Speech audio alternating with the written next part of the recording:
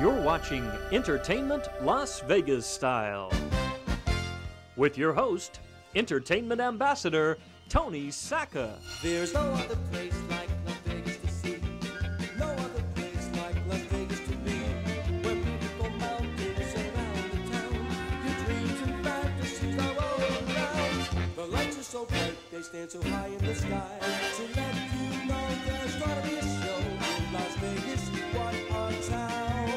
Entertainment Las Vegas Style features the hottest headliners, celebrities, and performers, and the most exciting production shows from the entertainment capital of the world. This is Entertainment Las Vegas Style.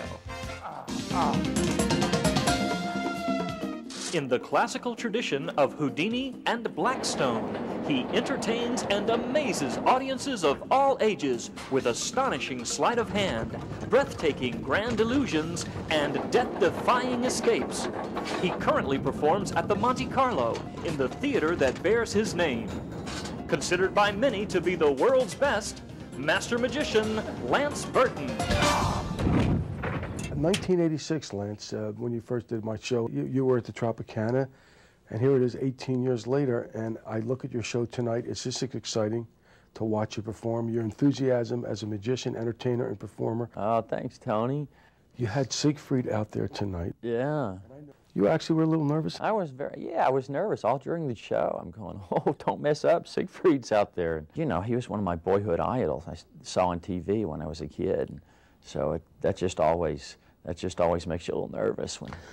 You made a comment to him. You said, Siegfried, you're the reason why I came to Las Vegas. Yeah.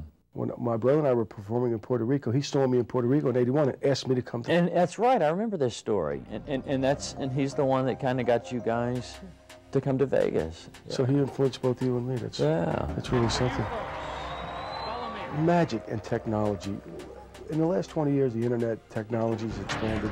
We do incredible things, but the technology is magic. Has it changed much from when Houdini was around? No, magic hasn't changed in 5,000 years, which is the oldest record we have of magicians. And the reason is this, magic is not based on technology. Magic is based primarily on psychology. The only place magic exists is in the mind of the spectator. And the magician sets up the circumstances and sets up the scenario and the plot to allow the spectator to create the magic in his mind. That's how magic works. And people are basically the same now as they were 5,000 years ago. Watching you in 1986, you had the Doves, close hand. Still today, those, I don't want to say tricks, do I want to say tricks? Tricks, yes, I call them tricks. Tricks? Some people call them illusions. I prefer tricks. These tricks still exist in the act today, and they're just as fresh as they were 18 years ago. I'm still doing the act I started with, the sleight of hand act with the birds. That's kind of still my good luck charm. I always open my show with that act. Of course, I've added a lot of things since then, but I enjoy doing all the different types of magic. I love doing sleight of hand magic. That's the type of magic I started with. I really love doing the big illusions, making the card disappear and making the girls float in the air and disappear.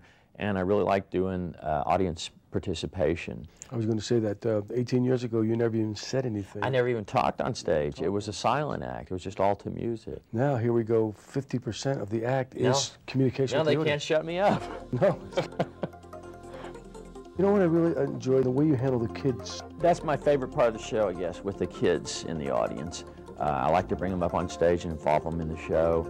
And part of it is life coming full circle, because I was the kid 38 years ago who went up on stage at a magic show.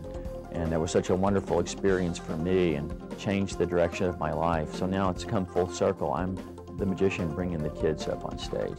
And one day, when I'm old and decrepit and retired and not able to walk out on stage and perform anymore, one day my greatest hope is that a wonderful magician comes along and says, I got my start because I saw Lance Burton. He got me up on stage. What can you say to young children right now that are influenced by Lance Burton? How can they get their abilities up to par? You know, the best way to learn magic is the library. That's how I started when I was a kid, and I went to the school library. And usually most schools will have several books for beginners, you know, with simple tricks you can learn.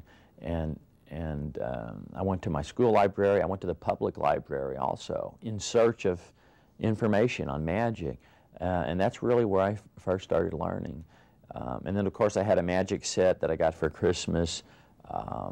And we have a Lance Burton magic set available in the Lance Burton Magic Shop. That's a good way to start, too. Does it take any kind of physical attribute to become a magician? No, there's no prerequisite. You don't have to be a certain height or have a certain size hand or look a certain way. Anybody can do magic as long as they're willing to study and work on it. It's great when you can take your hobby and make that your life's work and actually make your living out of it. Knock on wood. You know, this is show business, so you never know what's going to happen tomorrow. But even if it all ended tomorrow, I would be just tickled pink. I never thought I would get this far in show business. My goal was just to be able to make my living doing magic, to do what I like to do. Lance, I thank you so much once again for talking to me. My pleasure, Tony. I always love doing your show. Anytime you ask, I'm always here. Lance Burton, one of our greatest musicians around the world and in Las Vegas. Thank you. Yeah, that was great. Thank you.